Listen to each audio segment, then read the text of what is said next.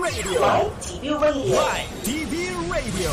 Sa iba pang tampok na balita ng Newsline sa oras na 8:40 na umaga, sumampa na po sa 39 o 39 na nasawi dahil sa nagdaang pananalasa ng bagyong Butchoy, Karina at hanging habagat. Sa datos ng National Disaster Risk Reduction and Management Council, papalo na sa 14 na kaso ng pagkasawi ng mga biktima ang nakumpirma na habang patuloy pa rin na inaalam ang 25 na iba pa. Aabot naman sa 4.8 o 4.8 milyong individual o katumbas ng 1.3 milyong pamilya ang naapektuhan ng mga sama ng panahon mula po sa 17 rehiyon.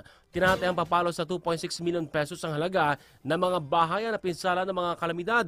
545 million pesos naman sa agrikultura at lagpas 4 billion pesos sa infrastruktura. Aabot naman sa 321 million pesos ang ipamahaging ayuda para sa halos 950,000 pamilya.